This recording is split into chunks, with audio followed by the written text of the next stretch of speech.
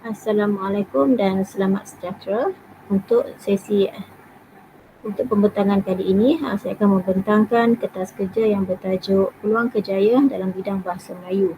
Jadi kertas kerja ini telah dilakukan ataupun hasil penyelidikan berdasarkan persepsi ataupun pandangan yang dilakukan, yang ditinjau terhadap pelajar bidang Bahasa Melayu terhadap kerjaya mereka. Adakah mereka mengetahui skop dan juga bidang kerjaya dalam bidang ataupun program yang mereka lanjutkan pengajiannya. Okey.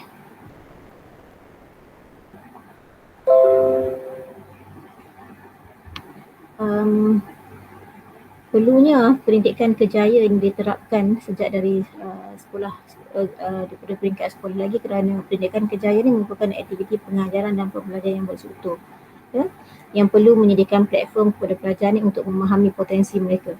Jadi pelajar perlu kenali potensi diri sejak dari sekolah lagi untuk dibangunkan dan dibawa dan juga untuk dilanjutkan ke peringkat pengajian tinggi, ya. Alam pekerjaan, mereka kena tahu apa skop-skop ataupun kerjaya-kerjaya dalam pelbagai bidang untuk mereka membuat pilihan, ya, dan untuk meningkatkan kemahiran khusus mereka dalam membuat pilihan kerjaya masa depan, ya. Walaupun aspek kerjaya ni diberikan perhatian, namun apa yang dapat diperhatikan, tahap kematangan kerjaya pelajar ni masih berada pada tahap yang rendah dan sederhana. Ini berdasarkan hasil kajian dilakukan oleh Muhammad Sani Ismail, Abdul Hakim Abdullah, Aman Daima Muhammad Zain, Muhammad Ashrul Suhari dan juga Muhammad Rahim Arifin, ya.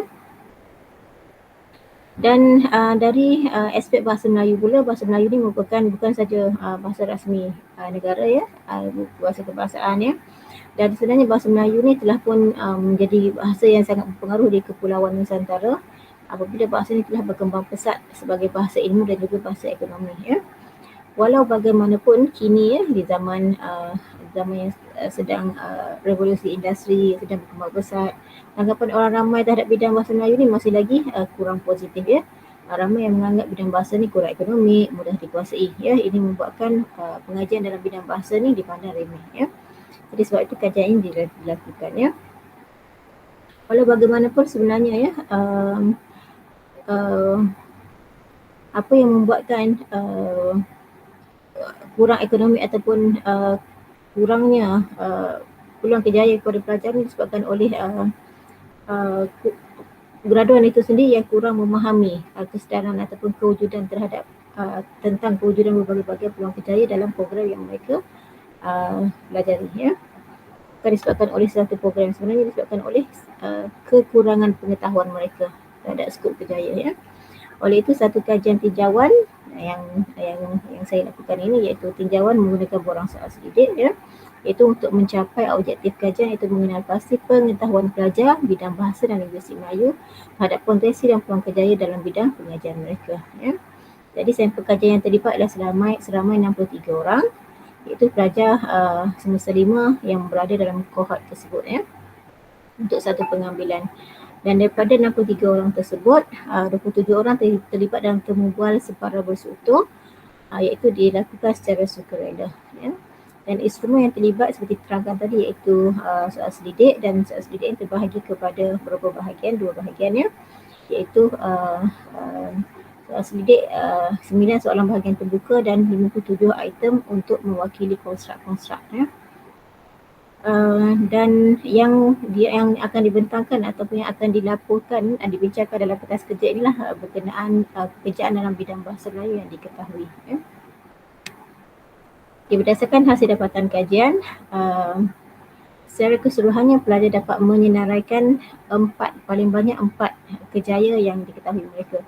Dan untuk soal selidik terbuka ni, pelajar bebas menulis sebanyak mungkin kerjaya dalam bidang bahasa Melayu diketahui mereka, dan dapatan menunjukkan bahawa mereka ataupun responden ini hanya mengetahui 4 sahaja, ya. Dan terdapat 3 orang yang tidak mengetahui skop ataupun bidang kerjaya, ya, dan mereka ini menyatakan bahawa mereka selepas tamat pengajian bergraduat, mereka terima saja apa-apa peluang kerjaya yang yang akan diperoleh mereka, ya.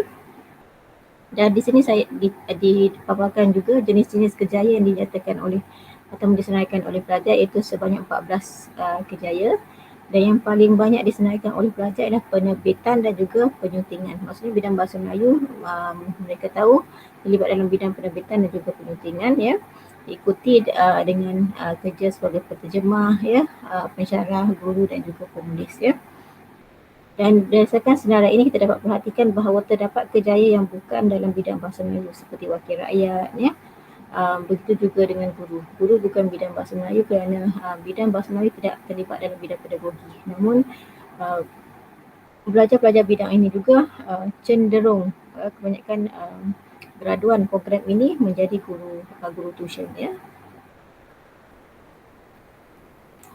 Okey, dan untuk mendapatkan maklumat secara lebih mendalam pengetahuan pelajar terhadap kejayaan ini, soalan berkenaan pemilihan bidang bahasa ataupun program yang mereka lanjutkan di universiti ini, adakah itu sebagai pilihan mereka atau bukan pilihan mereka. Dan daripada aspek pilihan-pilihan, pelajar memilih bidang-bidang bahasa untuk melanjutkan pengajaran bidang bahasa kerana disebabkan oleh minat, menarik, program ini menarik, tanggungjawab mereka terhadap bahasa ibunda dan juga kesedaran, ya. Manakala bukan pilihan pula disebabkan oleh cita-cita, ya, pelajar ingin cita-cita yang berbeza daripada bidang yang mereka lanjutkan, ya. Skop pekerjaan, tanggapan negatif dan juga penawaran, ya. Sebagai contoh, saya tunjukkan dari segi minat.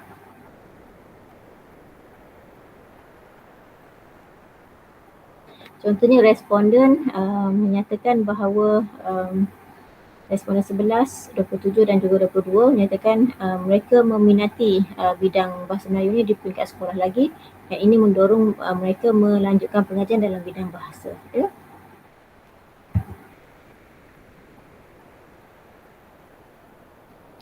Dari segi menarik pula,